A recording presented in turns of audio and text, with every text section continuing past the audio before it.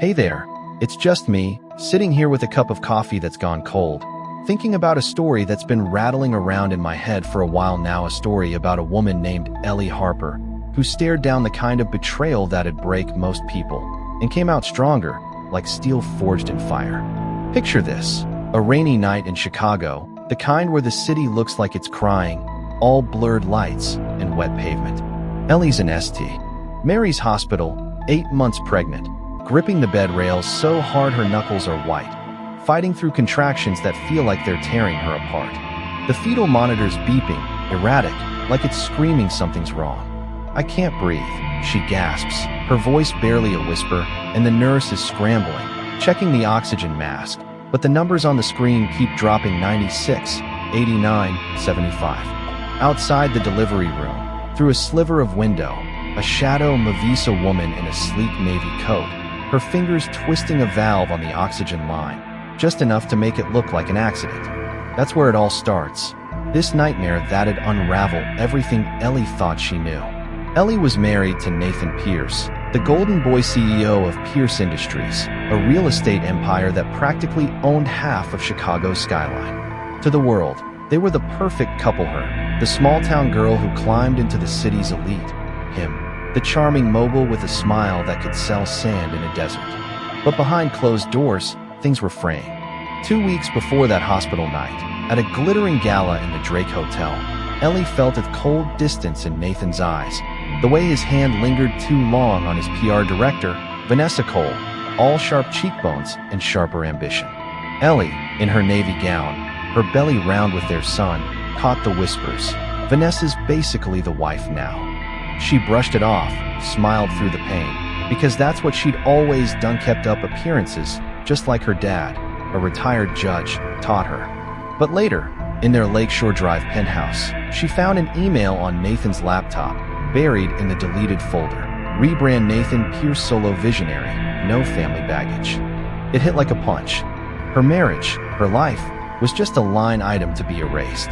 That night in the hospital, when the oxygen cut out, it wasn't just a glitch. Elena Ruiz, the nurse who saved Ellie by reconnecting the tube, knew something was off. "This wasn't an accident," she whispered later, her eyes darting to the hallway where Vanessa's navy coat had vanished. Ellie, barely conscious, heard fragments, alarms, shouts, the faint heartbeat of her baby, Liam, flickering back to life. When she woke, Liam was in an incubator, tiny but fighting, and the doctor's words echoed. 3 more minutes, and you'd both be gone. Nathan showed up, all polished concern for the cameras, but his smile never reached his eyes. Ellie saw it, then the man she loved was a stranger, and he wanted her gone. Here's where it gets wild. Ellie didn't break. She could have curled up, let the world paint her as the fragile wife, but something in her snapped into focus. Her dad, Judge Thomas Harper, showed up, all silver hair and quiet fury, the kind of man who could make a room freeze with a glance. "They tried to kill you," he said, his voice low, trembling with a rage he hadn't shown since her mom passed. He brought in his old friend, Marcus Lee, a private investigator with a knack for digging up dirt, and Sarah Kim, a tech whiz who could crack any server. They found it all. Hospital logs showing Vanessa's keycard swiped right before the oxygen cut, a grainy video of her code in the supply room, and get these a recorded call where Nathan said, "Make it quiet, Vanessa. No loose ends."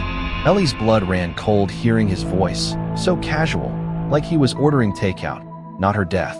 The fight wasn't just about survival, Anna Maria, it was about tearing down the line Nathan had built. At a Pierce Industries board meeting, with Chicago's skyline gleaming through the glass, Ellie walked in, no makeup, no pretense, just her and the truth. Nathan was at the head of the table, smirking, thinking he'd already won the narrative with headlines calling Ellie unstable. But she had the evidence, and Sarah projected it on the screen, the logs, the video, Nathan's voice. The boardroom went dead silent. Vanessa tried to bolt, but Ellie's voice stopped her cold. "You thought you could bury me, Vanessa, but I'm not the one who's finished." Nathan slammed his fist down, shouting, "This is a setup. You're all nobodies without me." But the board wasn't buying it. Margaret Chen, the one honest board member, called for a vote. Nathan was out, suspended, his empire crumbling as security escorted him away, his Rolex glinting like a taunt. The courtroom was next, and man, it was electric. Reporters packed the benches, cameras flashing like a storm.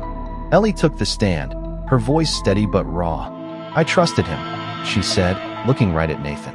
"I thought love meant staying quiet, but love doesn't cut your air to save a headline." Elena testified too, her hands shaking as she described the tampered valve.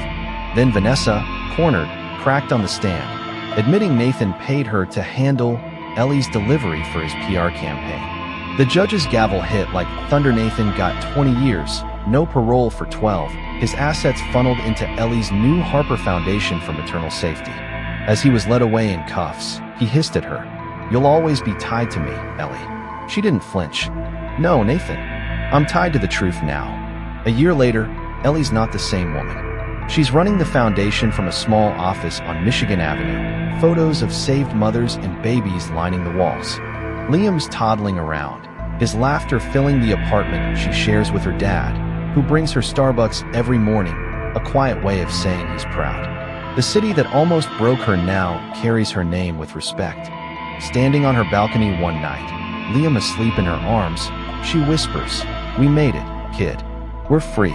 But freedom's tricky. Nathan's still out there, behind bars, his hatred simmering. Ellie knows some stories don't end clean, and that's what keeps her sharp. So what do you think? Was Ellie right to go public, to burn it all down for justice? Or should she have stayed quiet, played the game to keep the peace? Drop a comment.